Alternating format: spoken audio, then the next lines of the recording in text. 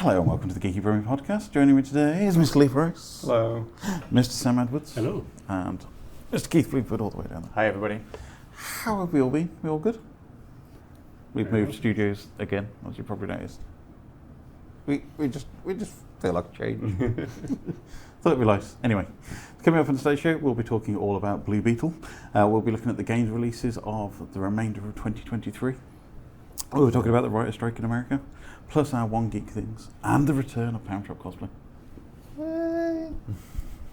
No, just me. Okay, fine.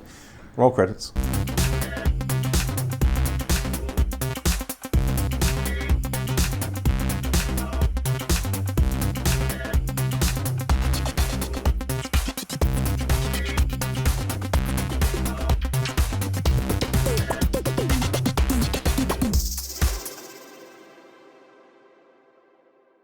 So Leigh, there are many video games still coming in 2023. There are too many video games. It is absurd. So basically 2023 is rapidly becoming like the year of all the delayed COVID projects. Well, yes, it's basically we have another 1998 on our hands, where basically every game is the best game ever made, and there's too many of them to keep track of. And as we're coming up to the end of the year, we have a number of big, sort of high-profile releases still yet to come. Yeah. So we're going to sort of run through some of the stuff that's coming. So we've had some really good RPG fan games come out recently. So Baldur's Gate 3, if you're a big fan of the old D&D style. Yep. Starfield, if you like Bethesda RPGs, which I'm currently playing through. But we've got some other stuff rather than just RPGs coming out. Yes, yeah. Coming up probably by the time that this episode is actually out, we've got Mortal Kombat 1.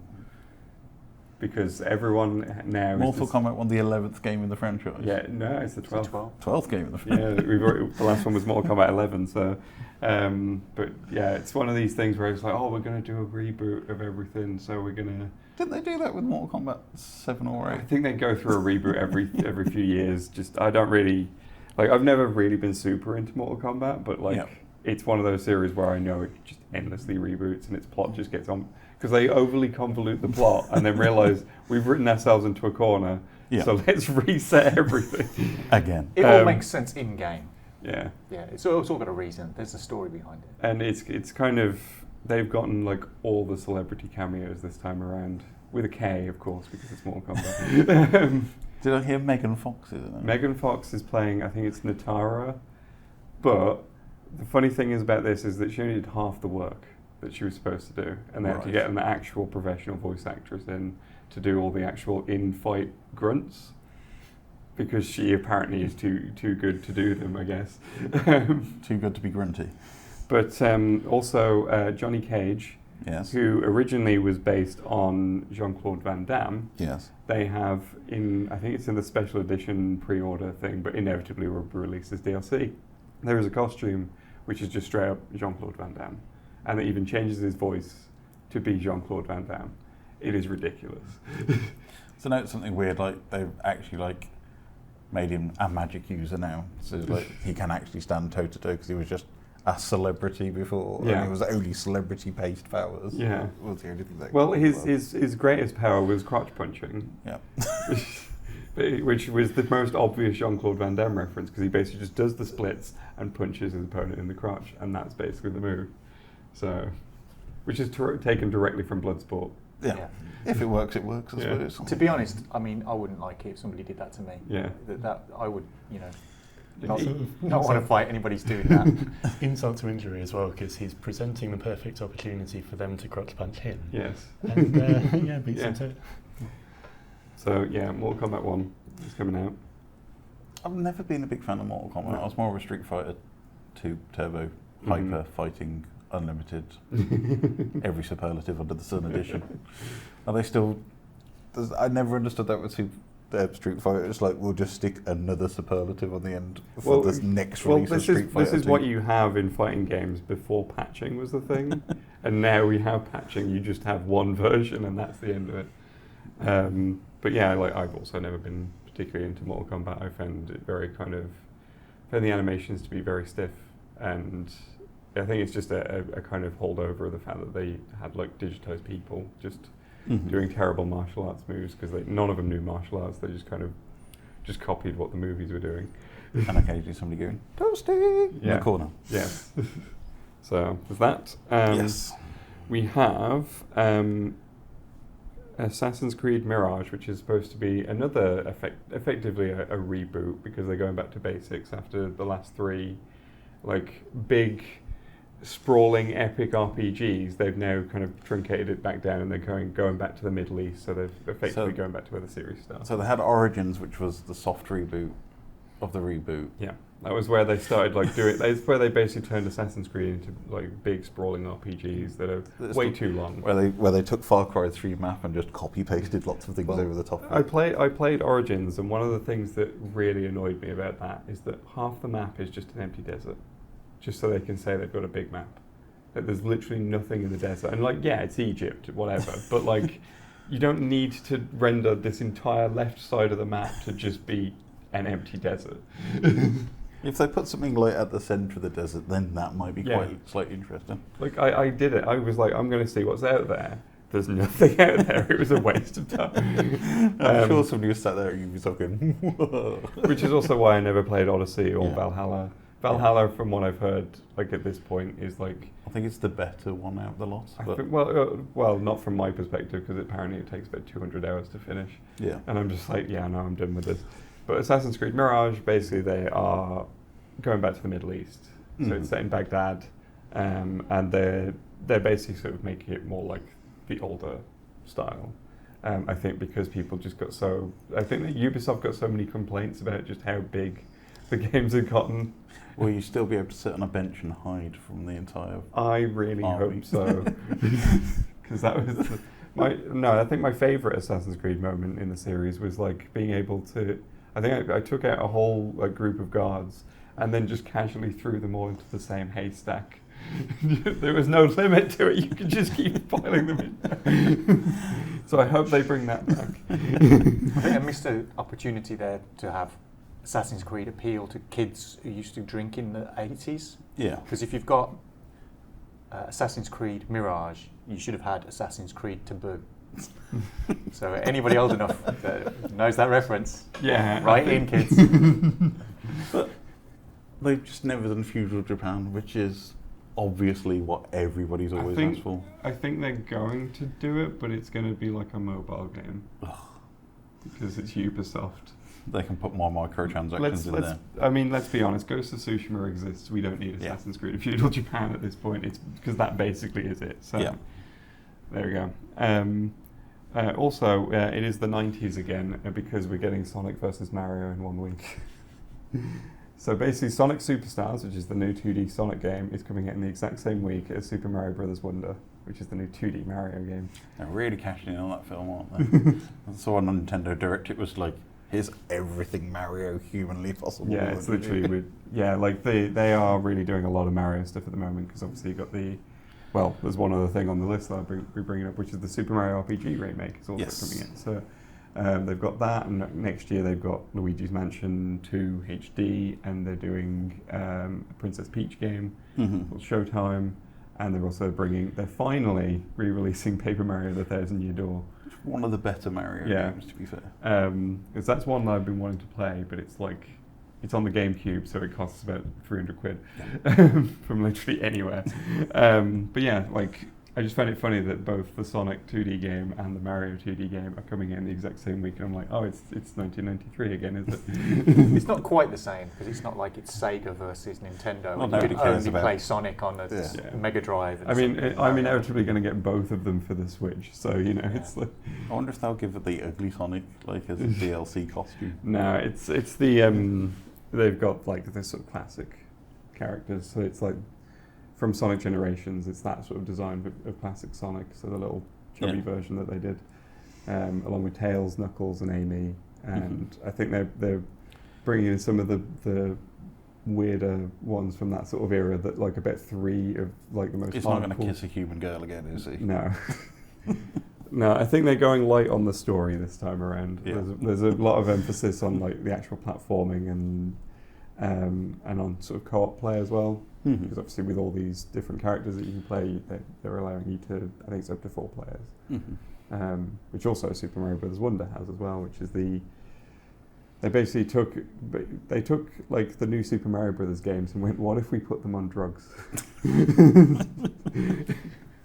Because it's basically like, oh, we've come up with the idea of the Wonder Flower, and it makes weird stuff happen. So the pipes start crawling around on the floor, or you'll just inflate. And I'm just like, Nintendo, what you just did there is you announced to the internet that you're going to do Elephant Peach, who's able to inflate. And I don't know why you thought that was a good idea.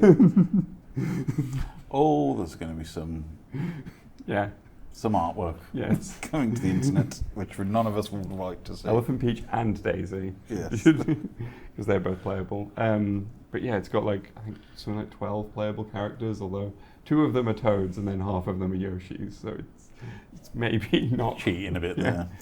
I'm also slightly sad that like they didn't show if you can stack the Yoshis, because I know you can have one Yoshi ride another Yoshi, but I'm just wondering, can you have the other 2? Like Poor bottom Yoshi, just have carrying all the weight. I mean, they showed off like the Elephant Mario riding Yoshi, and he just looks done with everything. The workhorse of the Super Mario Brothers universe. It's like as soon as they showed it, you just see his face, and he's like, oh. It's like, you're an elephant. Why do you need to be riding a dinosaur? This does not make any kind of sense. But like, it does look a lot of fun, and it's going to be, I believe it's the first game without Charles Martinet as Mario, because obviously they recently made that announcement that he will no longer be voicing him or the assorted other Mario variants. There was a tweet that went viral this week where somebody said, now Charles Martinet's passed on, this is his line. And it was the last line for the Super Mario Brothers movie, and it was like, what, passed on? And everybody was like, what, has he died? Has Charles Martinet died within the 5 minutes since retiring as Mario? It's like, no, it was just a very bad turn of phrase, and it just went viral because everybody was like, oh my god. He's moved on, he's not passed on. But yeah, I know that there are people out there who are just like, oh, they better not like ruin it, and I'm just like, most people didn't even notice in the original trailer that it wasn't him. There were some people who weirdly were like, that's not Charles Martinet, and I'm like, how did you know that? Just earwigging. It just sounds like Mario, so I don't know what the problem is. Well, at least Chris Pratt's not doing the voice permanently. Well, we don't know yet. We don't know who it is. Maybe he's actually gotten really good at doing a proper Mario impression. Would it be useful to do that with the movie? But let's move on. Yeah. And then we have the return of the Spidered Man on PlayStation. Spider-Man 2 of them. Yes, Spider-Man 2, despite it being the third one. Yes. But there's 2 Spider-Mans in it. Spider-Men, whichever you prefer. Because you've got Peter Parker and you've got Miles Morales, both playable. From the start, I think, aren't they? I think so. From what I can gather, it's one of those situations where I think you can maybe switch between them. So obviously, I have no interest in the Spider-Man games, but I know that this is like the big PlayStation game for the year. So. I know they showed off the suit customization mod, and it was something like there's over like 20 or 30 different suits from all the eras of Spider-Man, but you can recolor any part of the suit to any colours you want. So you can like take the Tobey Maguire Venomized suit and turn it neon pink if you want. Gamers, huh? Yeah. Well, I mean, like, I'm looking forward to that in Tekken 8 when that comes out in January. Yeah. There's going to be inevitably a ridiculous customization in that. So, but yeah, of course, that is like the big PlayStation exclusive though, Spider-Man 2, because it's all they've got now is Marvel games and live service games that no one cares about. So. You know, but only Spider-Man games though. That's all Sony have got when it comes to Marvel. Well, they've got Wolverine coming. Well, that's Xbox. Yeah, I think that's. No, it's Insomniac doing it. Yeah, but it's still multi-platform, I think. Yeah. No, it wouldn't be if it's PlayStation. At best, it would be PC. Well, Possibly. I wouldn't have thought so now because like it's only Spider-Man they've hung on to the. Yeah. It'd be interesting, but so far as I can tell, they've only announced it. Maybe they bought the license off Squeenix because they wasted the entire Marvel license when they. Well, you know, Xbox is getting Indiana Jones. So yeah, that's true. Wolverine just goes stabby trade-off. Yeah. So yeah, we got that, and then we have Alan Wake 2, which I am very excited for. as most people are aware, my game of the year for 2019 was Control, which is set in the same universe. And I went back and played the original Alan Wake. So it's basically it's going to be just more weird Remedy stuff that's sort of very Twin Peaks inspired. And it's going to have like sort of two stories kind of running side by side. So you've got like an FBI agent who's investigating all the stuff that went down in the first game, trying to figure out what's going on in this place. You've also got like these weird cultists wearing deer heads, bursting through walls, so that'll be interesting to deal with. And then you've got like Alan Wake's side of things, where he's like sort of trapped in the lake from the first game, so trapped in the dark world and trying to escape from that. And I'm assuming a metal band full of Nordic gods will turn up at some point as well. Yes, probably. It's funny because like I was actually listening to some tracks from the recent Poets of the Fall album and thinking, okay, which one of these tracks is going to show up in Alan Wake 2? Because one of them will. It's because like the reason being is that the lead singer is like best mates with Sam Lake, so they just keep putting their songs in the game. But yeah, like the Alan Wake side of things, they've clearly taken a lot of stuff from Control. I wonder if it's still going to be sponsored by Duracell. I believe all that was removed from the remaster, so I doubt it, unfortunately. But yeah, it's going to be a very interesting one. I'm already kind of getting out the cork board and the red thread because so the FBI agent that you play, her partner is very clearly Max Payne. Like, it's got Sam Lake's face, it's got the same voice actor as Max Payne, and like we already know his character name, which is Alex Casey, which is a character written by Alan Wake in the original game, and I thought Rockstar and the license. They do, but that's because in the original Alan Wake, effectively, if you can pick up bits of Alex Casey novels, and they get Max Payne's voice actor to do them, and the story is basically just he's a hard-boiled cop in New York, and it's basically the plot of Max Payne. His wife gets killed. But they've gotten around it by giving him a different name and all this, and now he's apparently in the real world, and they've clearly like used Sam Lake's face and the same voice actor again, and I'm just like, you've just put Max Payne in it, but you've renamed him so Rockstar. Get around it. But to be fair, because they're doing the remakes of Max Payne, I wouldn't be surprised if they got some sort of like agreement with Rockstar to allow that to happen and got their blessing for it. Yeah. So Rockstar haven't done anything with Alan Wake for a decade now. So it'd be very interesting to see how that turns out. But yeah, I'm very curious to see what they do with that. And then lastly, like I said, the Super Mario RPG remake is coming out. So so they're just lifting the N64 game and giving it a polish, or it was originally a SNES game. SNES, sorry. Yeah, from the looks of things, it's basically like it's got like a visual upgrade from the original, but from what I can tell, it's just the same game. Which, of course, originally famously didn't come out in Europe. But we did get it eventually on the Virtual Console and stuff. But obviously, Corn Dolphin Emulator. and yeah. But yeah, it is a good game. So it is going to be cool to see that get a fresh lease of life. So that's just some of the stuff that's coming out in the coming months. But there are so many more games. I could have like filled this with all the sort of high-profile indie games and stuff as well. Well, I'm assuming there'll be also a FIFA, also a Call of Duty. Oh, there's definitely a Call of Duty. Any of them? The reason I didn't put SmackDown 6,750,000,000. The reason I didn't put a Modern Warfare on my list was just because, like, I don't think any of us have anything to say about Call of Duty Modern Warfare 3. Apart from the fact that it's the second Call of Duty Modern Warfare 3, and they're just abusing everything. Yes. But yeah, there's all sorts of stuff coming out. So yeah, it's going to be so much. There's too many. Yeah. Any highlights for yourselves? Anything you're looking forward to? Not really. I've got too many games that I haven't played yet. Well, Starfield's now on Game Pass. If you like Bethesda RPGs, I suppose that's everybody for the next 3 months. Doing Radiant quests on empty planets. Yeah, I still have Baldur's Gate to get through, so I'm dealing with that at the moment. And also, there's a couple of other things that I've been playing, so... And not to mention the amount of stuff that gets thrown at me for like review copies and things like that. That that drags me away from doing that. But at least I get paid for those. So it's, yeah, I mean, if any of that doesn't take your interest, go onto Steam or your gaming service of choice and look in the indie section. What I will suggest is that every Friday I write the games release roundup for on geekybrummie.com, and therefore I will provide you with a lot more games.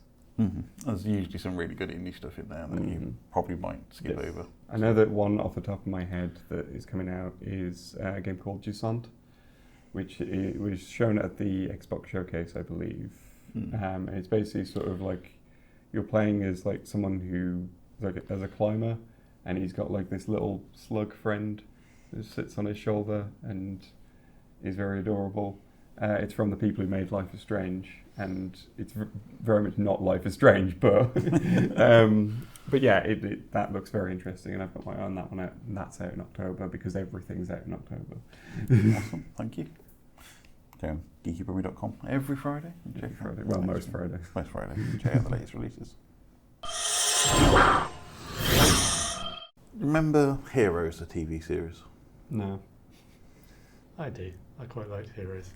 It was a very good first season. I actually do, honestly. It's had a very good first season. And then things went wrong because there was a writer's strike in America. Guess what's happening at the minute? There's another writer's strike in America. But this one I'm fully backing, and I fully appreciate why they're going on strike at the moment. But yeah, it does mean that TV's not going to be great for a while, I think. And also, at the same time, we've also got a SAG-AFTRA strike, which is the US's Screen Actors Guild, plus lots of letters. Can't remember what they stand for now. Yeah, so there's a writers and actors strike going on at the moment, which means film and TV production is shut down for a while, no promotion. What's our thoughts? Keith, I'll go with you first, because you are in the film industry, you are on IMDb. I can fully understand why they're doing it, Yep. and I fully back all the reasons they do. It's interesting that the studios are taking such a hard line with it, because they put together a list of the kind of things, the demands they want, and some of it is to do with the rise in AI and the problems with AI-generated content of one type or another. And streaming media is the other and big the residuals from streaming, yeah. Content being put out on other platforms other than their original things. And some studios have been fully brilliant about it. A24, one studio just went, yep, fine, great, we'll do it. So they're the only studio at the moment who have fully agreed to everything in both the SAG-AFTRA and the writer's strike, and they're still. Which is why actors and stuff are able to promote A24 material that's coming out over the next few months. But some of the other studios are just being wholeheadedly ridiculous about it, and kind of basically, if you follow Ron Perlman on his Instagram, Ron is not shy about saying what he thinks about this. Particularly when some of the studios are basically going, well, we don't care, lose your house. It's fine. We don't care. Bob Iger from Disney, I think, he said that. It was basically like, we'll just break them to the point of they'll just lose. Ron basically went, we know where you live, and not having a mortgage is not the only way you can lose your house. So I kind of thought, nice one, Ron. But I don't understand why the studios just don't. They're making enough money. I mean, these institutions aren't shy of a few quid. And especially Disney, $1 billion industries. I mean, everybody is chasing that kind of $1 billion box office now. Is it Aaron Paul came out and said he's basically earned nothing at all from Netflix streaming Breaking Bad? Yeah, but this again, it's one of those ridiculous things about big corporations. Squeezing out the actual people who are creating the content. I don't want to go into it right now, but the comics industry again is another industry that it squeezes out creators. There is a very prominent thing happening in games as well at the moment, with Unity specifically. So there's a big thing that just kicked off this week between one kind of writer and DC, and it just throws up the fact that is this the Fables thing? Yeah, and it just throws up the ridiculousness that these organisations do not learn from this kind of like. We're going to make billions of dollars off other people's ideas and art and creativeness, and then when they kind of say, can we have a little bit? And they're not asking for like a lot, but just enough. Well, the Writers Guild strike I completely understand, because if you've got something like AI threatening your entire livelihood, and at the end of the day, AI is a production of humanity's knowledge thrown into a big boiling pit. It's plagiarism, let's be real. It's a giant plagiarism landmine. Yeah. But again, it's the side industries that are, all of the people that work in VFX, film production and stuff as well.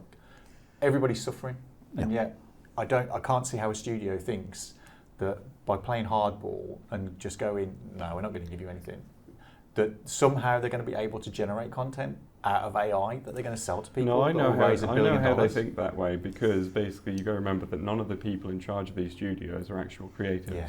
They're all people who came from like Business, Wall Street, and basically all they know is line needs to go up. That's all they understand. Well, it's not even just line needs to go up; it's line needs to go up this year. So that means we need to push out more. Line needs to go up infinitely forever, basically. But very much this year, because my bonus is based on that. And it's this case of, well, if we keep throwing more content, then we'll get more cash and we'll hit every single thing. I mean, big case in point, so Marvel Secret Invasion, which probably not the greatest Marvel series of all time, and I appreciate superheroes, and he has opinions. But when they did the credit scene to that one, it was obviously they'd used something like Midjourney, or it was AI inspired, because it was obviously impacted by the strike, and they were just like, we'll just throw some crappy credits together. I kind of took that to be an intentional choice, because AI being a big thing about sort of fake imagery replacing real imagery kind of tied in with the themes of the film of the Skrulls impersonating people. I just think it was a very quick and cheap way of getting a lot of it credits was that done. as well, to be fair. I don't imagine the people who did put it together didn't charge them a lot of money. Yeah. I think the people who put it together probably charged them quite a lot of money, but didn't do an awful lot of work. Yeah. But again, I think that just happened at a point where it was all kind of hitting the news and everybody was kind of hyper focused on it.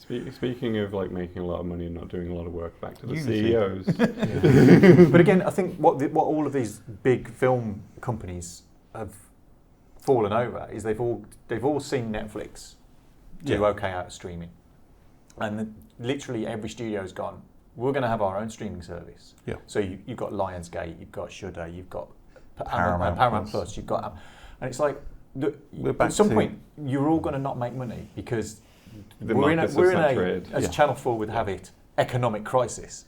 Yeah. So that there's only so much money to go around, and so you're spreading it out all over the place. It's the same as when kind of network television and cable kind of happened. Yeah.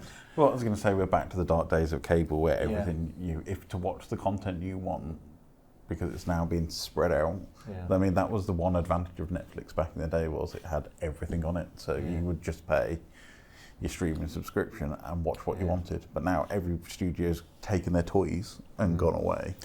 We're back to the dark days of cable, where you're like £80-90 if you want to have every single streaming. It's kind of similar to what some companies have been trying in games with, like, you've got EA Play and you've got the Ubisoft service and stuff. And you've got Xbox Game Pass. Yeah, but I like that at this point. I think most of the EA Play subscribers are just Game Pass subscribers because it's all tied in. Yeah. So, but again, I think they've realised that actually maybe we should just be part of this service rather than have our own. But it's, at the same time, you've got the reduction of physical media. As well, so it's like we're not going to actually put that content out on a physical disc, or there's like a minimum amount of watches now at the cinema before they even consider it for Blu-ray. And the fact that they were all scared of piracy back in the kind of early 2000s, and it's like everybody's just going to go back to that again. Because nobody's going to go, I want to watch this show that used to be on this channel, but now it's on this streaming service, which costs me $15.99 a month. So I'm not going to. I'm just going to steal it. Even further with that, you've got stuff. I think Disney have been doing this, where certain shows that have underperformed, they're just pulling. They've pulled them from the service, but because they've only been made for streaming, there's no physical version of it, so it's just gone forever. So people will just pirate it.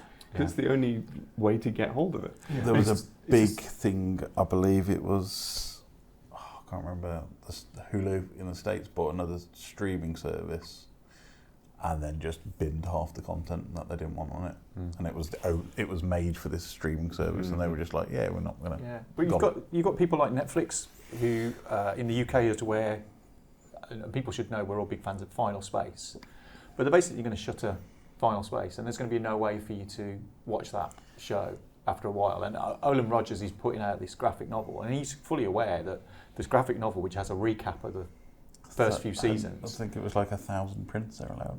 Was it? No, he's doing as many as he can up until the point where he actually does it and prints it. Yeah. But again, it's like you've got creators who are going, I've put my heart and soul into this content that at some point, through no choice of my own, nobody's going to be able to see. And the other ridiculous thing about digital content and streaming is you don't own it. So even if you buy it through Amazon or whatever it is, at some point Amazon's like, we're not hosting that anymore, so it's gone. Well, there's a big thing with Discovery Plus because they merged with was it HBO Max or one of them? It's the Warner Brothers. Yeah, Warner Brothers thing, because basically Cartoon Network, they just gutted the content, and you had all these people who's like, I poured my heart and soul into, as you said, this art for many years. It's a very popular show, and they're like, no, gone, just because it doesn't make enough revenue. It's not, well, with Warner Brothers, their problem is like, if it's not Harry Potter or Lord of the Rings, then we can't milk it forever. Or DC. Yeah. That's the attitude that they very much adopted lately. I'm honestly, as we mentioned, Mortal Kombat. Yeah. Surprised that that's even still allowed to happen, quite frankly. Yeah, but I think it parallels as well is people are going to just go somewhere else. All these talented writers and actors, if Hollywood is going to reject them, all they'll do is go somewhere else and become independents. And we've already seen it with stuff like YouTube and that, and people who are doing Kickstarter funding and going away and creating their own passion project. Some of them aren't great. Some of them have got some real good talent behind them, and some of them were really good production values nowadays. And I think that's the future of stuff is people are going to start rejecting streaming, and as you said, it's either piracy or go and find something else. I mean, I also think as well, we're going to see at this point with all this stuff going on with Hollywood, we're going to see productions from other countries. Yeah. See a rise of stuff from, UK, the UK, Canada, Australia. I mean, like Netflix hoarding all the K-dramas and having a great time right now. But at the same time, US media, I think, is collapsing in on itself. I mean, visual artists as well. There's a massive thing at the moment about VFX in movies where it's you pay by shot. And I think the last Flash movie proved that if you pay by shot, you're not going to get the greatest quality CGI sometimes because they're just rushing to get the shots done, and it'll just be... Man, I haven't seen that film, but I've seen clips of it, and oof. And it's like, if you think about peak CGI, which was, 5-10 years ago, if you think about, Infinity War, Endgame, I know, Leigh, you haven't watched this, but... I don't know, peak CGI for me was Jurassic Park. But you think about the care and the attention done to those kind of things, and you look at the stuff that they're pushing out now, and it's just...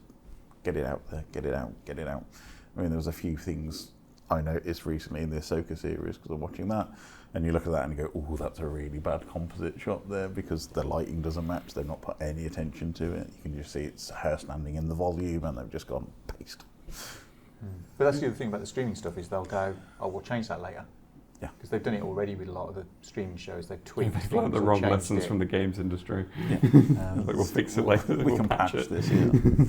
But if a smallish studio like A24 can get their act together, and agree to these things and put out good content, good original content, why can't the big studios start to do that as well? I don't mind occasionally during the kind of summer blockbuster season that we get the big tentpole movies. Maybe I'd like to see a lot less sequels and a lot less kind of like legacy material, as much as I like it. But I do want to see new and exciting things, new characters, new stories. I think the problem is that if you look at what sells, it's not A24 stuff, apart from Everything Everywhere All at Once. I don't know. I think they've got a lot of stuff coming out soon, and they're starting to mix stuff up. Perfect example, Stop Making Sense, the A20 Talking Heads concert. A24 have done the remastering, they've done the 4K release on that one. It's coming up with the Mockingbird. I think that's the problem, is that they've got like a degree of cult success, but I think it hasn't really translated to like big numbers, and I think that's why the other studios aren't interested in copying their model, because it's like, but we want to make billions of dollars. But the thing is, if A24, it's going to get to the point now, because we're already seeing a lot of big films like D&T, for example, being pushed back because of the actors' strike. they're not able to promote them. So they're not going to. The studios are worrying that they're not going to get the numbers because they're not doing the promotion. So they're pushing the films back, hoping that by the time it comes out, the strike will have ended. They'll be able to promote them. So we're in a bit of a dry patch in the cinema at the moment in terms of big tentpole films.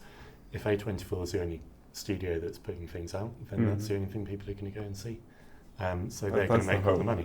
Yeah. I'm hoping it starts off a new kind of non-Hollywood based golden age of cinema where other things get through. Yeah. Yeah. I wonder if the audiences are accepting of that. I think some of the problem is with the audiences. The audience have been trained for the last 20 years to expect spectacle when they go to the cinema, and Marvel has been one of the biggest issues around that. Is they push the boat out with big explosions, constant beats, massive spectacle movies. Although I do feel like, from what I've seen, the audiences do seem to be getting tired of it. Yeah, and that's what I'm saying. I think we've reached that turning point now. It's like if you think about the golden age of Hollywood with all the cowboy movies, we've reached that point of it's another superhero film. Yeah, because obviously if you think, like this year, I think the only real sort of success stories in terms of superhero movies have been Guardians of the Galaxy. Barbie. Barbie. Whichever Spider-Verse movie it was this year.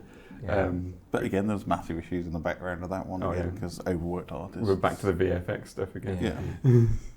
But yeah, I think, as you said, I fully support the strikes, and I hope that they get resolved soon in the benefit of the writers and the actors. But yeah, it's time to look elsewhere, Hollywood.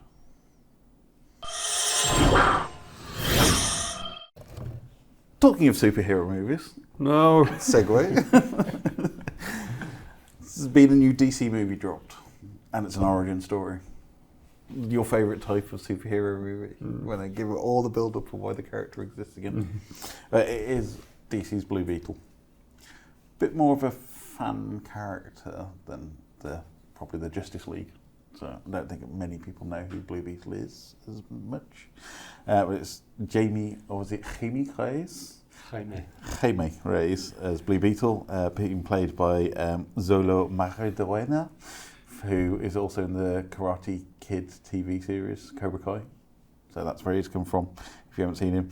I'm going to mangle these pronunciations, I apologies in advance. Adriana Bazaza, Damien Alcazar, George Lopez, Raul Max Trullo, and... I bet you were so happy when George Lopez came. Yes. Yeah, George Lopez, great, thank you very much. Susan Sarandon's in it, There we go. Harvey Guillen, who you might know from What We Do in the Shadows, and Becky G as the voice of Kajida, which I was very surprised about when I found that was Becky G as well. But yeah, so it's a less well-known DC character, put it that way. But it's kind of your standard origin story of kid finds a weird thing crawls up his bottom, turns him into a superhero. This sounds accurate from what was in the trailer. Turns into a superhero, and I hate when that happens. And tries to stop Susan Sarandon from taking over the world. We should just let her take over the world, quite frankly. But yeah, so Keith, you go. You're our comics expert. So Blue Beetle. We got multiple iterations of Blue Beetle. I won't spoil. So Keith, why. Who? Yeah, Explain. This is where it goes all horribly wrong for me. I've not really read any of the Jaime. Keith, why are you here? What are you good? I'm much more of a so we've Ted had three Cord. iterations in the comics. Haven't we? It's one of those weird ones because he's not originally a DC character. He's a Carlton Comics character, which has a whole history. Is that a comic outfit run by Will Smith's cousin? Yeah. It's much older, but it's one of those weird ones where DC bought it in, and if you've ever seen Watchmen, Owlman in Watchmen is basically Blue Beetle, and because there was all these rights things, and then suddenly it was all like a brought in. TV or a radio serial back in the 50s. I don't know. I'm not that old. Thanks very much. But yeah, so I don't really know him. But it was nice that it kind of alluded to the history of Ted Cord's kind of history of Blue Beetle, and it kind of had all of that Cord Industries and all the rest of it in. Because basically it's just an analogue of the Batman kind of thing. Rich person does stuff with gadgets. Whereas this new iteration, you've got the kind of alien kind of technology element to Yeah. it, and the kind of crazy kind of anime-esque elements of it, of I can create you any weapon and all of that kind of stuff, which is kind of cool. But as a film as a whole, I kind of liked it. I enjoyed it a lot because it kind of just, it wasn't grim and it wasn't dark and it wasn't kind of like, we've got to be all serious and sweary and like, nobody can take it seriously unless we're really kind of like, ugh. Yeah. And the costume wasn't that spiky, so that was good for DC. But it was light, it was fluffy, it was more on the kind of side of Shazam, where it's kind of a much more in the Shazam side of the DC universe. It felt very much more PG or more kid-friendly than a lot of DC stuff has been recently. Yeah, That a little bit said, more. I would say there was some very dark moments in it. Yeah. Where he first becomes Blue Beetle is one of the most sort of harrowing things I've seen in a superhero film. It's really, really genuinely quite kind of disturbing on an almost Cronenberg-y kind of level. Yeah, the kind of body horror element. Yeah. But I mean, that is what you want when you're kind of 8 and 9. You want kind of something that's like, oh, this is a bit kind of exciting. But I think it worked really well. I mean, again, it fell into the terrible kind of superhero trope of all the stuff outside the CGI battles is great. The CGI battles are a bit kind of like, meh. Yeah. I kind of seen it all before, and it all becomes a bit murky. And is it dark and raining again? It's like, it would be really nice for superheroes to have a fight kind of in the daytime when it's sunny. Well, that was the thing, because it's based in Palmyra City, which basically feels just like this is Miami, but we're not going to call it Miami. Yeah. And it's a lot. They do go quite a lot into about immigration and second generation families and getting over the border, and that was really interesting stuff. The whole Mexican side of things was really, really well done. Yeah. And kind of bringing in these kind of Mexican actors and people who've got kind of higher profiles in the kind of Hispanic industry kind of stuff. So that was really good. That it was kind of really well, it was good for people being able to see themselves being represented on the screen. So that's good for DC. And I've kind of heard rumblings that James Gunn's not going to just kind of wipe it out of existence. Well, somehow he's going to incorporate it into the new version of the DC universe that he's got going. It didn't really tie itself at all into the Snyderverse. From what I could recall, there was a few throwaway lines about Batman, a few throwaway lines about superheroes, and there was no real mention of the Snyderverse, which is probably good.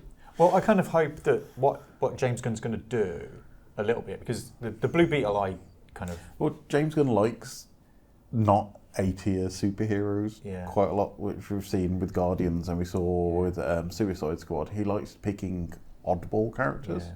Well, the Blue Beetle that I read in the kind of 80s, 90s was the version that turned up in the kind of Justice League that was rebooted at the time, which was a little bit lighter. So you had Blue Beetle, Booster Gold, Fire and Ice, Guy Gardner, Batman, and so it was a little bit lighter and a little bit funnier. So it veers a little bit more towards the kind of feel of something like Guardians of the Galaxy. Yeah, someone who has absolutely no knowledge of any of this, that list of names was absurd. Especially Guy Gardner, because I'm like, isn't that the guy from Elbow? But also you have the Russian heroes like Red Rocket. I think it's Red Rocket. But that 80s Justice League. They had Justice League Europe and stuff. Yeah. It was really good because it was just funny, and Batman punching Guy Gardner and the Martian Manhunter just eating Oreo cookies. Look, I don't like Elbow's music either, but that's not fair. Which was also a riff on a kind of Judge Dredd stare into the face of whatever it is. But I mean, I really quite like the art style on it because they kind of riff off that 80s vibe of neon, and it's that kind of Miami Vice-y kind of style. And the music was very synth heavy. Yeah, music worked into that really well. I mean, there's a bit of Motley Crue and everything thrown in there. But I found it much more entertaining than The Flash. Yeah. Overall. Amazingly more entertaining than The Flash. From what I've heard, a lot of things are more entertaining. I think watching that screen behind you for 4 hours, just with nothing on it, would have been more entertaining than going to The Flash.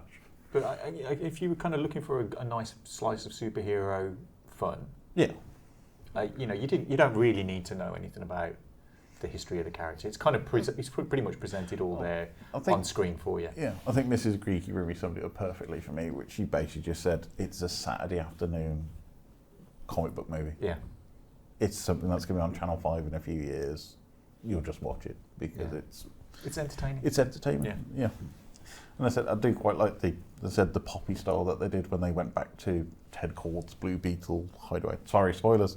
When they go to his hideaway and it's got like all the 80s tech in the background, and then George Lopez suddenly becomes this tech genius overnight.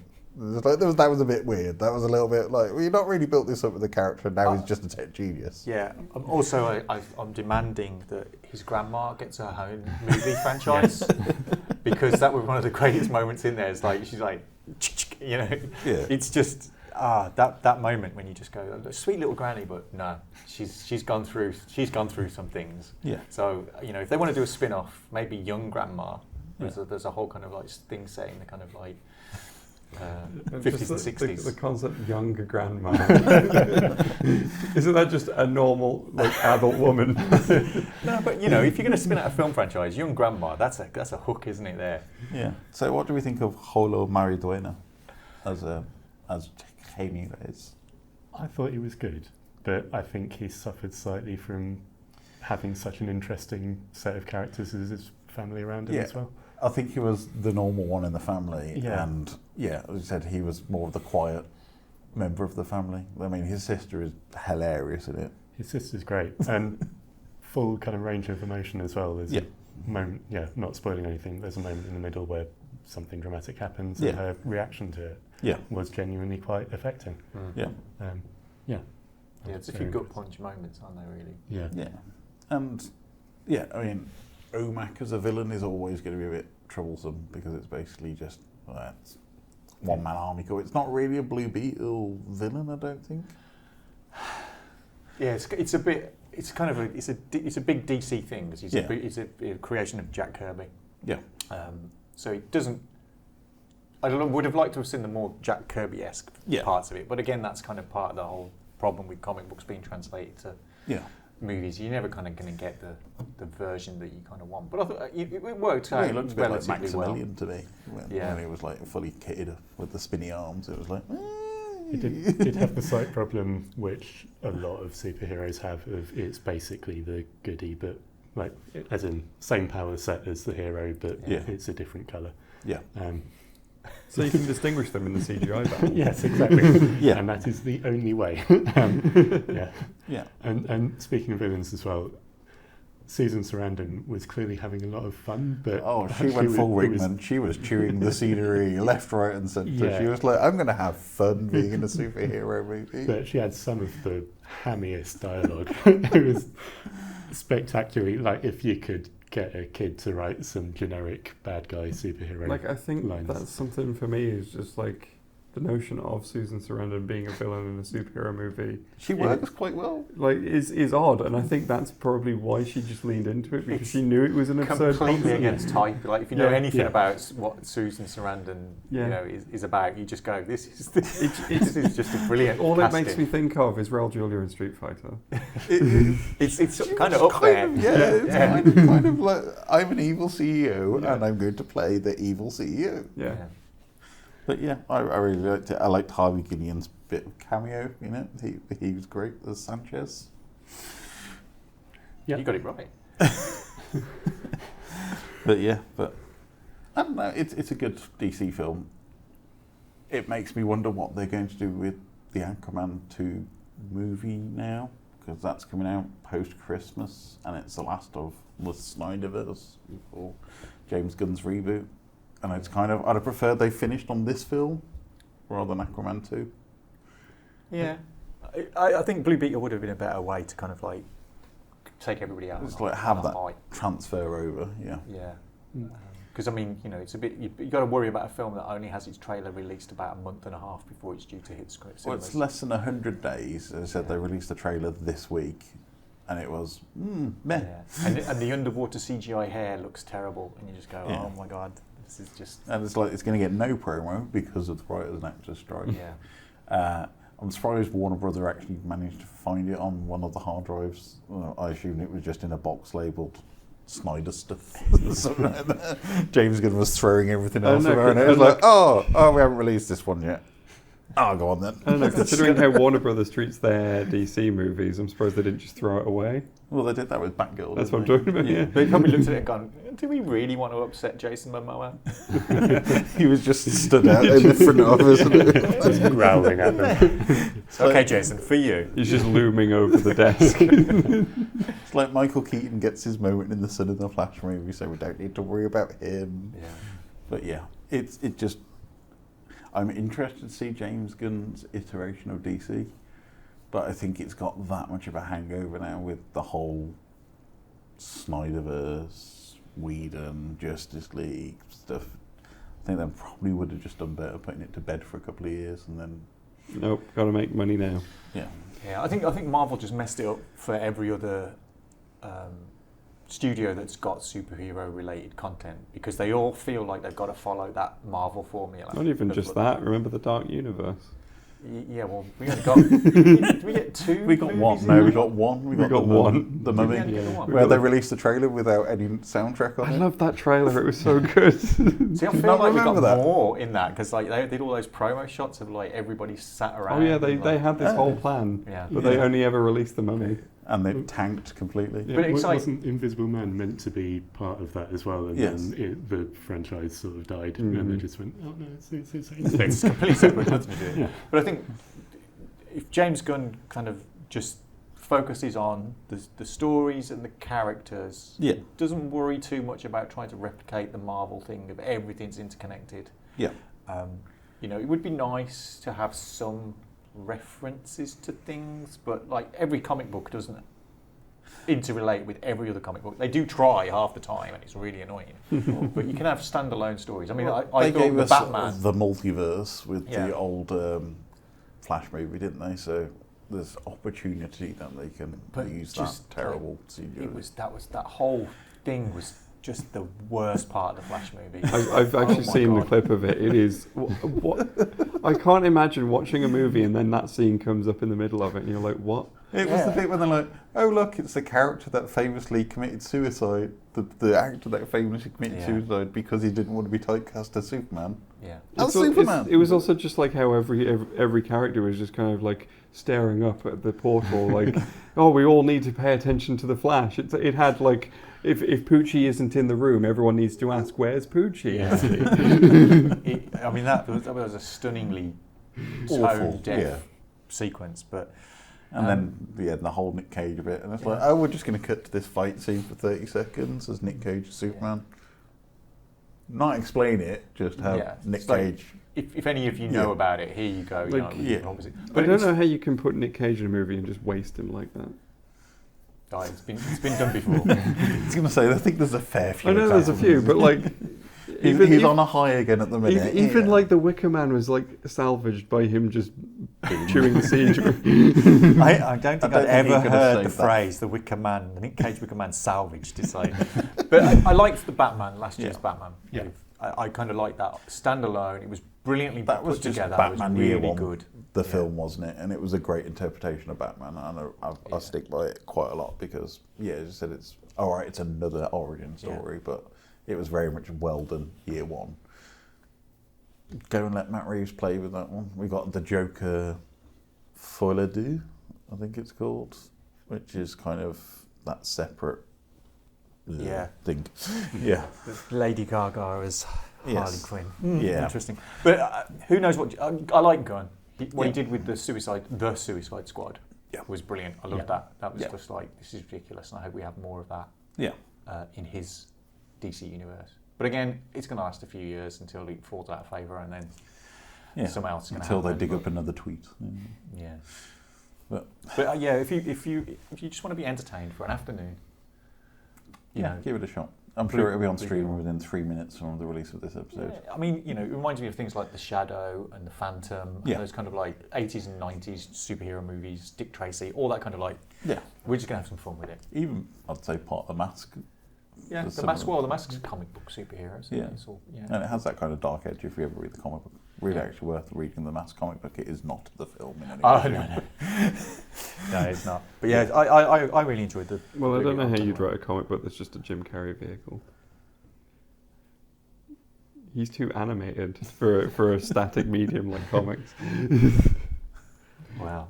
You can try. You can certainly try, but Yeah. And having a rubbery face. I mean, it might have worked well in One Piece. We don't know. But yeah, Beetle, solid thumbs up. Yeah. Entertaining 2 hours. Don't expect too much from it, and you'll be rewarded. Yep.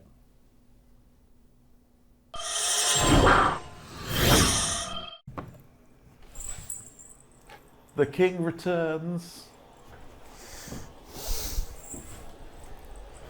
hello, I'm here. At last. Took me a while. I got caught up in traffic. My carriage was caught up in traffic. Anyway. You were on tour, weren't you? The Yes. King. Yes. So, we're doing the Poundshop Cosplay again, I hear. So my handlers tell me, as they push me into the room. So, I hear that the three of you... You got a dragon.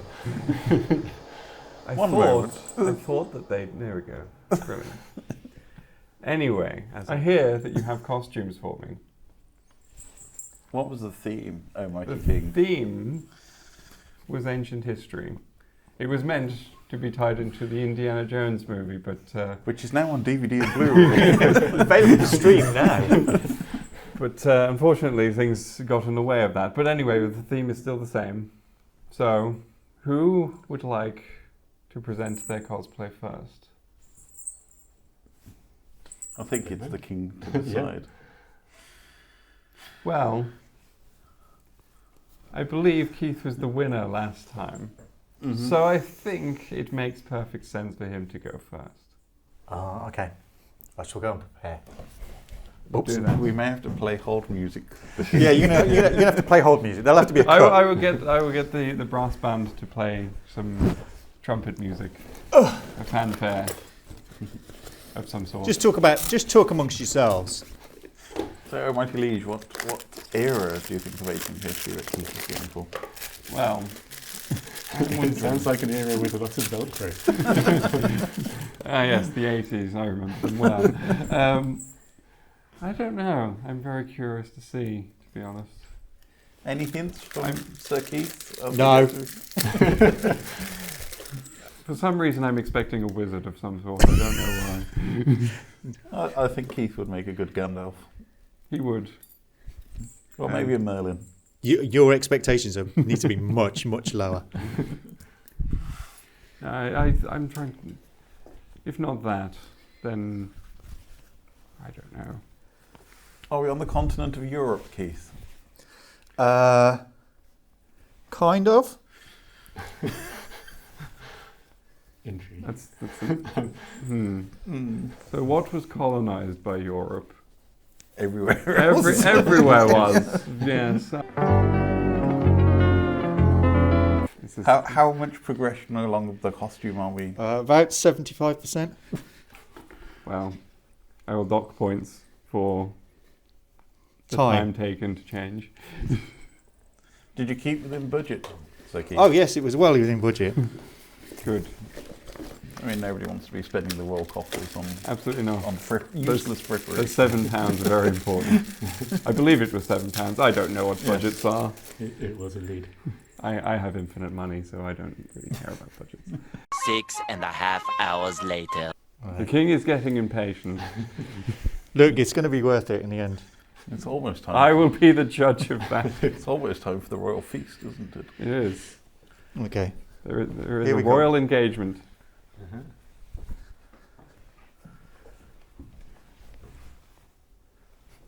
As you can probably guess, I am a mummy.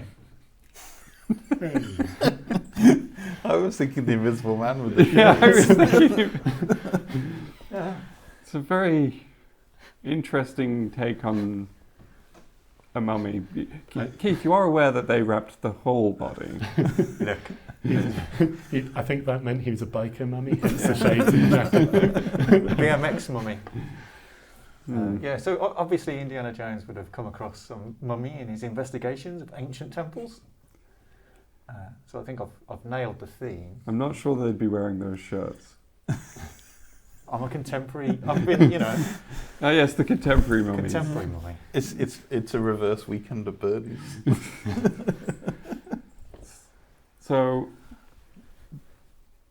I mean, I was going to ask, like, are you how this kind of fits in with the budget? But I think I can kind of see. Yeah. Why the sunglasses? So you can tell where my eyes are.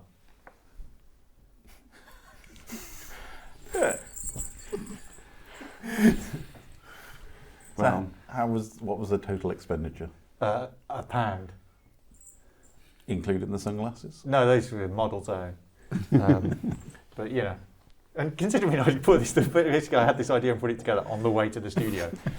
I think there's got to be some leeway and credit to that. I mean, it's pretty well, you're well bandaged up. Yeah, That's yeah. not an easy thing to do on your own with no mirror or help. And when I have to take my glasses off to do this as well, it's like, I don't know what's going on there. So just be careful when you go backstage, as there's things on the floor, including my specs. okay. Well, I hope this doesn't go on for long because I've realised that I haven't left myself any breathing holes in this costume. So maybe we should hold this for as long as possible. Very well. I will make my judgment. I wasn't expecting to win this time, to be honest.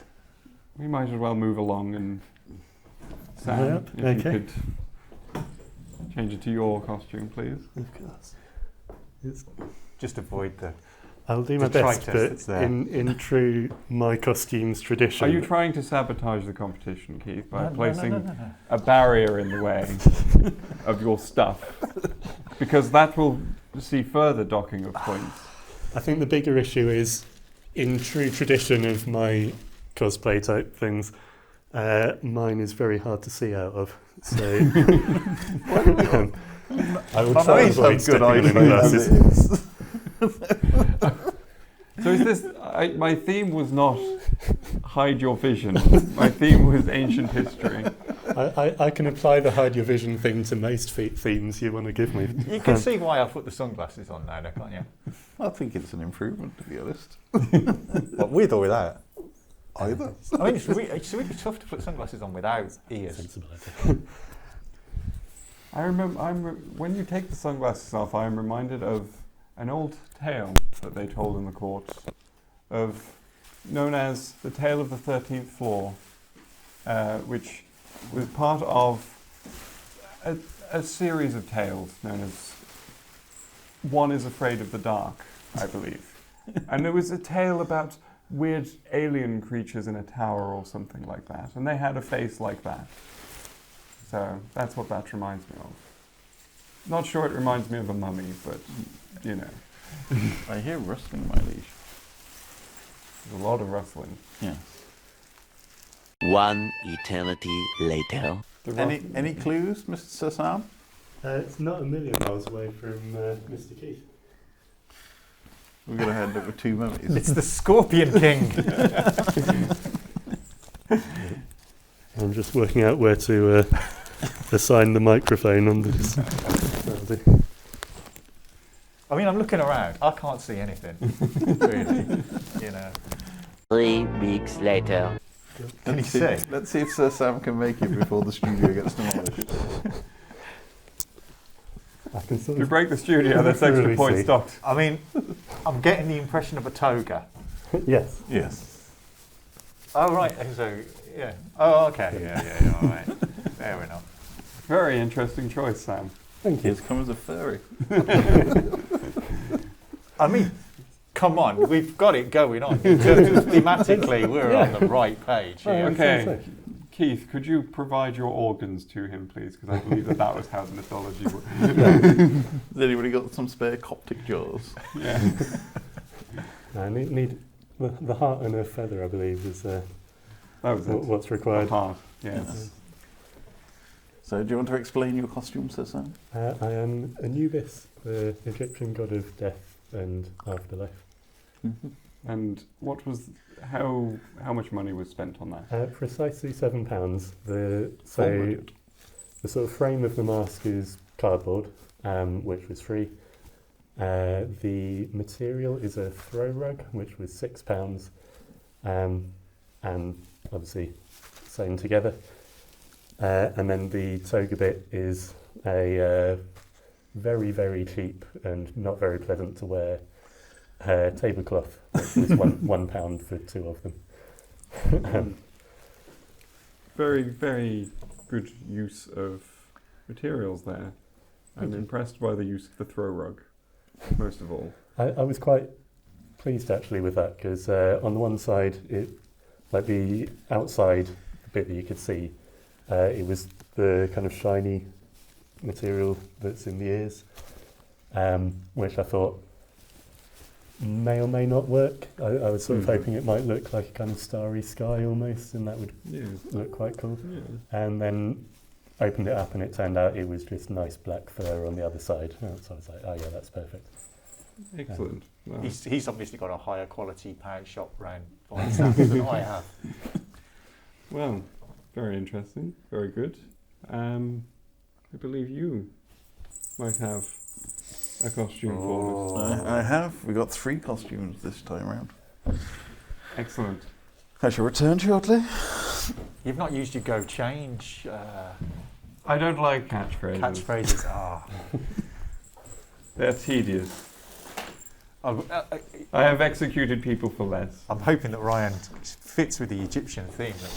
Me and Sam just like... Well, it's not a million miles away. It does involve a hat change. Many months later. Hi, Mummy. Tomorrow. Could be Greek. Greek. Oh, yeah, Greek. I like the idea of Greek. Hydra, do you reckon? Ooh, that would be ambitious. Because he said hat change, so it could be... or Minotaur. Gorgon. Gorgon would be cool, yeah. Yeah. Or Medusa. Medusa is a Gorgon. Oh, yeah. Eventually. Oh. Right, I can't see anything yet. Very nice. Wine. Very interesting. And everything's falling off. He's just a bit too far away and I haven't got my specs on. It is nice to be joined by a fellow aristocrat. Yes. I'm having to turn my head quite far to see you. Are you Bacchus? Close. Oh, Dionysus, presumably. Yes, I am the god of wine and madness. I thought it would be appropriate for Indiana Jones, in his elderly age, ruined by wine and strong liquor, and with a tinge And all of the madness- punching. And the punching. And a tinge of madness, he would be welcome to meet me. So, walk me through the budget. So, the horns of Dionysus were 20 cups, which cost £1. The hairband of Dionysus is model's wife, so the ivy of Dionysus was some garland that was available, and that was £1. The robes of Dionysus were £2, and the goblet of Dionysus, which is short on wine, is £2 also. Excellent. So £6 total for the budget. Okay, so we have a mummy, we have Anubis, and we have Dionysus. With my wonky horn. Some strong contenders this Yes. time around. My horn And also Keith. my horns are drunk, which is appropriate. It's a It's a very tough decision.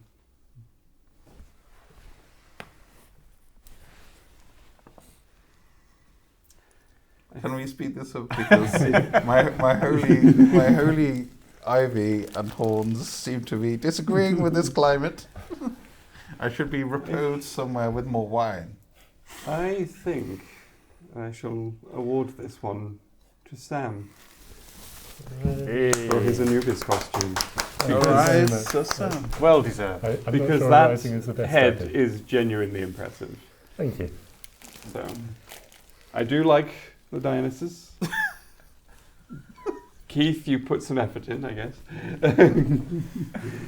But I think it is that Anubis head that I think is just glorious. So, congratulations, you have won Thank you very much. Poundshop Cosplay. And on that note, What is the theme for next time before you disappear? I will get back to you on that one. Because I need to leave. I have a royal engagement. I am going Toilets are that way. I have a symphony orchestra to attend, and I will do that immediately. Goodbye. Goodbye.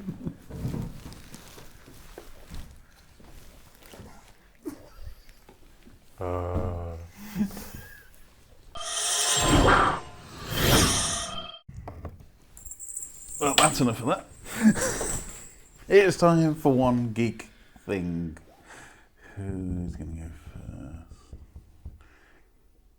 Keith, what's your One Geek Thing since the last time I saw you? My One Geek Thing One since Geek. the last time you saw Yes. me. Well, there's quite a few things that have taken my fancy over the past few weeks, but I'm going to kind of go back to something that I didn't mention the last time, but you saw on the previous episode, was the Miyoo Mini Retro console. I bought the Plus version through AliExpress, which means that I can play lots of retro console games from late 70s arcades, Atari 2600s, right through to PlayStation 1, which has entertained me no end on the train over the past few weeks. Do you sing the Me and You theme to you? No. Me and You. No, I have changed the boot screen so it says New Miyoo Mini in the style of the new Nintendo DS, which is quite cool. So I've put some of the ROMs that I already possess. I mean, these are all legally backed copies of your original games. These are copies of games that I already have. Yes. I'm at the moment trying to put Muppet Treasure Island onto it because apparently it will work as a PC port. Part of the software, there's a community that run a alternative firmware for it called Onion OS. If you're an Ambonic person, there's another one which is called Garlic. I have no idea why they've chosen these kind of root all vegetables. OSs are based on fruits and vegetables. Yeah, as which is we kind of all weird. know. So there's a way of doing ports onto there as well. So PC games, so things like Doom and other bits and pieces you can put on. I'm trying to currently work out how to do the Scum VM, which is kind of the Manic Mansions and Sam & Max Freelance Polices, which I've still got the CDs for. I know Beneath the Steel Sky runs on it as well. Yeah, I mean, I think that one's freely available as it's freeware. Anyway. It's freeware. But I'm trying to figure out how I can get the Muppet Treasure Island one because it apparently will run on the software, but I've not figured out how to actually rip the discs into the right format to put them back in, which is quite interesting.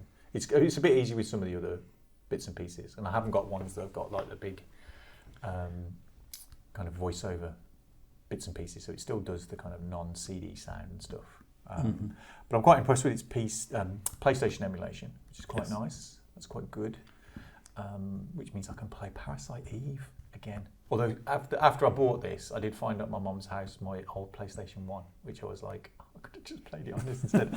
But that's fine. So these were legally obtained. The ROMs that are on are games that I've already got. It's interesting because Parasite Eve was never released in Europe. Yeah, well, I got a copy of it. It's not a Japanese import. I did have a modded PlayStation, which for other reasons, but to be able to play imported materials from other bits and pieces, which was quite good because that was a game that I really wanted to play, and it was like, why damn you? I think we got the US version. NTSC one. It wasn't Japanese because it was in English, because otherwise it would have been completely and utterly unplayable. I have played the NTSC version, but I was in America when I did that. So I've got a couple of imported games, same as I had on the GameCube. I got Action Replay thing, so I could play imported games because it was just some games you just couldn't get over here. I think Skies of Arcadia, I got a US version for the GameCube because it wasn't available at the. I sold my EU copy, and it's one of my greatest regrets of all time. Yeah, it's probably worth more than every other console that I possibly own now. So I've still got that, and I've got the Metal Gear Solid. Even though I've got Metal Gear Solid for PlayStation 1, and then for some reason I've got Metal Gear Solid Twin Snakes for the GameCube. Yes, which was the remake of the first one. So I've just literally got it on dozens of different machines. But it's quite nice. It's a small screen, really good. I thought you said Mattel Gear Solid then. I was like just Metal imagining Gear Solid. Ken as like a snake just trying to sneak around. But, My job's just sneak. but it's kind of cool. It's kind of cool to be able to play. And like you were saying about in the past, Leigh, about not being able to play older legacy games, and you get these ridiculous machines that are no bigger than a mobile phone, really, to be able to play the games on. And it kind of keeps them alive. 9 times out of 10 as well. Yeah, and it's just great to be able to kind of still play those games, in a form that's relatively pocketable, and it's a great thing to be able to have around on the. I mean, I am very much in favour of emulation when companies are not making things available. Yeah, and it's relatively straightforward to rip ROMs of things because you can get. It's relatively easy to get hold of the kind of like cartridge rippers. So if you've got your old kind of like Super Nintendo games and Game Boy games and stuff, there's devices you can just plug them into, which are useful for other things when you're trying to get backup saves off things. So things like Pokemon. I've still got my Pokemon Blue and Red and the battery saves and stuff. Those batteries have done well to last that long. So it's kind of useful that. But there's a whole kind of community of things and devices and on the internet, and the Onion developers are on Facebook and kind of like have a lot of support for people who are trying to like, how do I get my copy of this game or whatever it is. So they do supply a lot of tools and a lot of kind of interesting stuff. And they're currently working on trying to get DS to work, which is interesting. But I think how's that going to work on a single screen?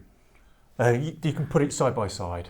The other thing that you can do with the Miyoo Mini is for vertical shooters on arcade games, you can turn it sideways and just remap the buttons, which is quite cool for some kind of like, because I quite like vertical scrolling. Does it have shooters? Does it have a touchscreen? Because that would be the no, it impetus hasn't of got the a touchscreen DS. because it's quite cheap. So there'll be a limited number of the games on the DS that you can actually. Yeah, because I know that I think there's one specific thing in Phantom Hourglass that would basically make it impossible to play on there. Which is a shame, but because you've got to physically close the DS in order to make it work. Yeah, so there's some things that it's limited by the thing, but there's a huge explosion in these kind of machines. There's people like Amber Nick, and there's another one with a weird name that I can't remember. It's like Polly Yoo-hoo or something ridiculous. But there's a lot of these kind of emulation machines coming out and stuff as well. But just be wary of kind of copyright content kind of things. Yes, I mean, it's as I said, a legal way to back up your own personal game and put it in your pocket. Perfect technology. Yeah, but easier with CD stuff than the cartridge-based things, because it's a bit of a faff, and you've got to get these additional bits of material on them. But you can do quite well because you can pick them up on eBay, rip all the stuff, and then just sell it on again, because it's kind of easy to kind of get hold of. So it's quite good. You're looking at me as if you want to get it. No, it's more the selling of them. No, selling the device that you're using, not the actual games, because you want to keep those. I mean, why have I kept them for blinking 20 odd years? When my partner goes, "Why have you got these games?" Because you haven't got the console anymore. It's like, but I can't get rid of it because you can't get rid of it. But yeah, so AliExpress, etc. Yeah, it's America kind of seems to be the place where they all end up going. I think there's not many places in the UK you can pick them up, but you will see them around, so it's all good. But yeah, I'm kind of having some fun with that. It's nice. Awesome. Sam, how about yourself? What's your One Geek Thing? So I've just last night finished watching the final season of Disenchantment, the weird younger sister of Simpsons and Futurama, which I've really thoroughly enjoyed. I think one of the advantages of Disenchantment that Disenchantment has over the other two Matt Groening series is it's a continuous storyline that has an end point. So it's never getting to the point where Simpsons is now, where a lot of the season 655. Yeah, and I love Simpsons. The older episodes are all classics, but I haven't watched it in years. But if I know that if I did tune into an episode of Simpsons, all the characters would basically be exactly the same characters as they always were. Disenchantment, because it's got that continuous narrative, it has actually room for things like character arcs and satisfying story developments. And yeah, the final season was lovely. It wrapped everything up really nicely. All the characters, even some of the ones that had died weirdly, had really nice, happy endings. From what I've seen of the show, that sounds about right. Yeah. I do recommend it, and there's a lot of detail in it as well. So not just the kind of nice little background jokes that you expect from those studios, but things that kind of forecast plot points that are going to come up later on, or little kind of hints of a wider plot or conspiracy theories and that sort of thing. You can actually, in the previous seasons, you can kind of look into the background and make up fan theories and that sort of thing more than you can do with Simpsons or Futurama. So it's an actual show that's reached its conclusion rather than being a Futurama you think of, oh, we've been cancelled, oh, we're back, oh, we've been cancelled, oh, we're back on a different streaming service, oh, we've been cancelled again. Exactly that, yeah. It's so wrapped up, and they made such a point of this is how the story ends for every character in it. There's no way they could bring it back. Maybe some sort of like cameo appearance in Simpsons or Futurama, maybe. But I believe the final episode was written entirely by Matt Groening as well, which is quite rare. And yeah, the cast is brilliant as well. Worth mentioning because it's got several very excellent British comedic actors. So Richard Ayoade, Noel Fielding, Matt Berry has a brilliant recurring character called Merkimer, who's Does he overpronounce every word in a very Matt Berry kind of way? Magnificently so, yes. He starts out as a prince who's a sort of potential suitor for Bean, the main character. Very early on is turned into a pig, decides he's quite happy being a pig, and then for the rest of the show there's a pig wandering around with a crown on that sounds like Matt Berry. Yeah. And if that's not a reason to watch the programme, then I don't know what is. That was the main thing I was thinking of the entire time you were talking of the show. It's like the main thing I remember from what I did watch was Matt Berry as a pig. That's my One Geek Thing this week. Awesome, thank you very much. Leigh, how about yourself? It's very difficult because... You only had one. Yeah, I know. It's more just like because of like review copies and games and all that sort embargoes. of stuff. Not just embargoes, but also just like having something that I played just for myself. I think probably the main thing that comes to mind is kind of following on from like in a previous episode where I talked about Danganronpa. I have been playing through a game called Master Detective Archives Raincode, which is from the same people. It's from the same writer, same artist, same composer, a couple of chapters into that. So it is another sort of very anime detective game, but this one's a bit more freeform. You can sort of wander around in this. So it's all set in this sort of corporate-run city called Kanai Ward, and there is like a lot of crime going on, but it's all getting covered up, and you're part of a detective organisation that is kind of working in the shadows because if they can't work openly because of the corporation running everything, and you're kind of this sort of trainee detective who's basically just like so determined to solve cases he kind of isn't really paying attention to the oppressive forces that are threatening his life. So he's just like, yeah, but someone's asked me to investigate this, so I have to investigate it. And it's like, yeah, but you've got the Peacekeeper Corps who are basically trying to like murder you, and here you are still doing this anyway, regardless. But yeah, it's very interesting just because like it's in the sort of typical anime fashion. There is like a sort of shadow realm that you go into kind of finalize. So you collect all the clues in the real world, and then you go into like the mystery labyrinth, which is in the, like a sort of alternate universe, guided by a death god that you've apparently made a pact with, who like in the real world takes the form of like this little sort of stereotypical cartoon ghost, and then in the mystery labyrinth she's basically like a goth girl with horns, who vomits up keys. It's very anime, it's very ridiculous, and like, but in a way, the way you know that the writers and everything knew how ridiculous it was, and they're playing it up for as much as they want. And you're basically in the mystery labyrinth. That's where you sort of piece everything together, and you come to the conclusion and all that. It's a really good game so far. It's just like it is. Like I said, it is very over the top in certain things. It keeps the ridiculous neon pink blood of Danganronpa, which I find very funny, that they just decided we're going to keep that as an aesthetic choice. And the mysteries so far have been sort of very interesting. There was like one case where you're sort of effectively given a list of suspects to sort of work through, and you're trying to piece together who did it, and then it turns out all of them did. So... there's sort of like lots of twists and turns in the story like that. It's really interesting, and I want to know what's kind of going on with the wider mystery they're trying to solve with the why is everything being covered up so much, and yeah, it's just a really interesting time, especially, and again, just the Shinigami, who is the death god character, she is completely ridiculous. Like, she's both comic relief and the sort of mentor character all at once.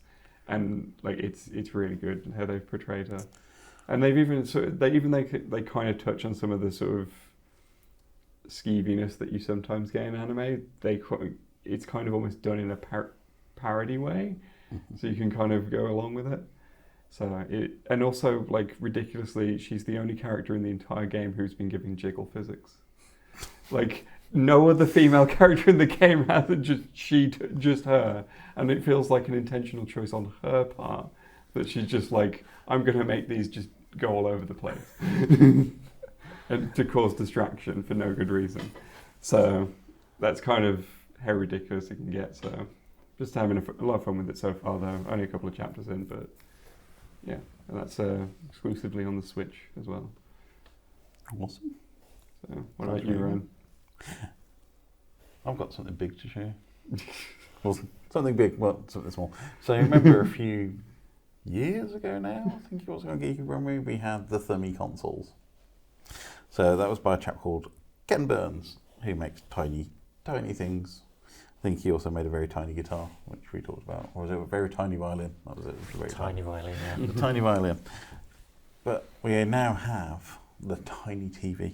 So we have there's two varieties of TinyTV. There's a TinyTV and the TinyTV Mini.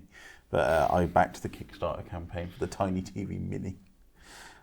So it is, I believe, the world's smallest television with remote control.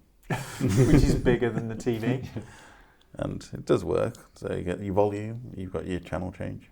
But you can change your channel. You've got a nice little fireplace going on there. So there we go. But you can load your own videos on, which is really fun. You can do stuff like the Geeky Brummie introduction. You won't be able to see that on the screen, but we'll do some zoomed in footage of that one. But technically, spec-wise, so it's got the same processor as the Thummy keychains, which we all still have. It's a Raspberry Pi RP2040 processor. It has a 65 colour OLED screen. And that 65 colour OLED screen is 64 by 64 pixels. So lots of pixels to play around with there. It's got 8 gigabytes of storage, so it has the capacity for 40 hours worth of video. And it has squinting at it. and it has a 50 milliamp hour battery, which lasts about an hour. So you could watch an entire episode of Columbo on the TinyTV if you were willing to. But yeah, so it does that, and it has a nice little remote control to go with it. So what's the difference between that and the non-mini version? So the TinyTV 2, which is the 2 because there was the original DIY kit, the 2 has a 65 colour 216 by 135 pixel screen. And that has 8 gig of storage, but that can only handle about 10 hours of footage, but it has a 2-hour battery life, so you can watch 2 episodes of Columbo. Or maybe one episode of Columbo and one episode of Murder, She Wrote. That screen just sounds too big for me. I'm not sure I didn't know what to It's do a with whole 1-inch screen. I just thought it was too big for this channel. Yeah. So, but yes. But yeah, I mean, I shall pass it. Has it got a built-in speaker? It has got a built-in speaker. So if I turn the volume up, I think this should work. You can hear our lovely intro music.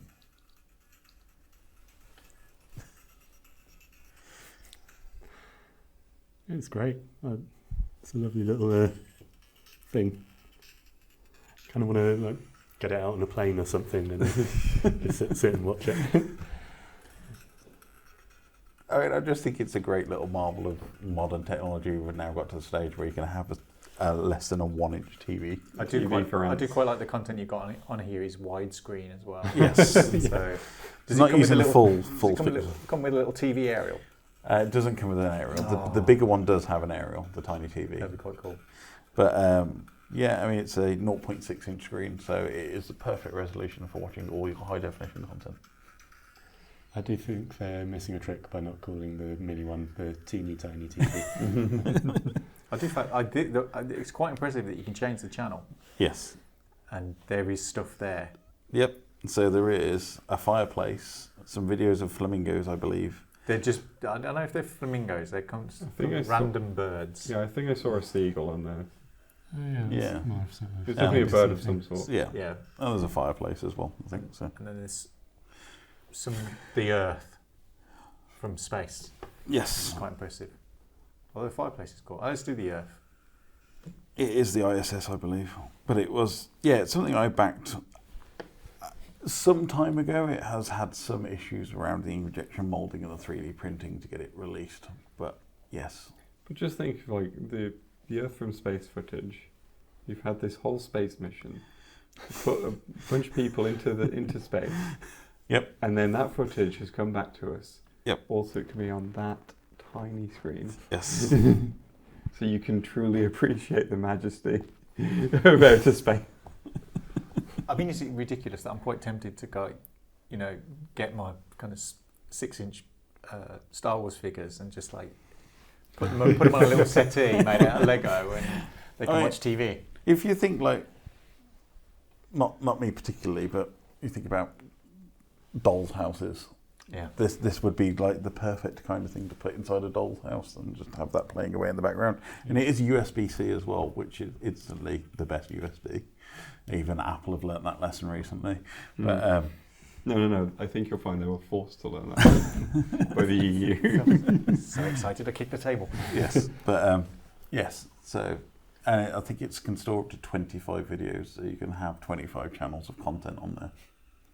So if you were on there and you wanted a good couple of episodes of something like Animaniacs or something like that, as you said, on a plane, just pop that out. Yes. Yeah. The only thing it doesn't have is an audio jack, annoyingly, because the case is less than 3.5 millimeters. So I don't think no Bluetooth headphones. It just means you can only enjoy it as a group. Yes. If you're with other people, we'll gather around, everyone. Well, it's the perfect Christmas decoration. You get the fireplace on the TV. Yeah. You get the family round. Tree. That'd be quite cool. But yeah, are you tempted for maybe the TinyTV 2 or the TinyTV Mini? Well, it reminds me when in the early 80s I used to have a Binatone 4-inch TV with a tape deck and radio built into it, which isn't that much bigger than that, but it was black and white. So this is a step up. It's in colour. It's 65,000 colours, Keith. Wow, that's quite impressive. Yeah. But yeah, that's my One Geek Thing. Can I plug my PlayStation into it? Fortunately not. No, I think the I'm sure it probably will be hackable at some point. I think the PlayStation plug might be bigger. I mean, it'd be quite cool to have your PlayStation 5 set up with this on top, and you're playing, God of War on it. You could probably put a good couple of hours of Gods of War footage on there and pretend you're playing away. You know, it would be perfect. How wide is the HDMI cable? Just about as wide as that. Yeah, that's what I think. But I'm sure you can probably get a USB-C to HDMI adapter. Maybe it's a hackable thing, Ken. If you're watching, maybe release some software for that. I don't know how powerful the RockPi 2040 is, but maybe we can do some video output. Yeah, I mean, it would be the best way to play Modern Warfare 27 or whatever it is on there. Yeah. Yeah. just Sniper, whatever it is. What do they call it? I'm thinking about The Last of Us remastered edition. Yeah. The remake of the remaster. Yes. Or Starfield. Perfect for Starfield. Yeah. Maybe Fallout. It's got that nice vibe. The cabinet style's quite nice. That'd be good for Fallout. I mean, FIFA it would be great. Oh yeah, perfect game. Yeah. Just imagining like two people sitting down and playing a fighting game on it. Yeah. Street Fighter. Just Street Mortal Fighter Kombat 6. 1. Mortal Kombat. Yeah, Street Fighter 6. Thank you for joining us on this episode of the Geeky Brummie podcast. Leigh, where can we find you online?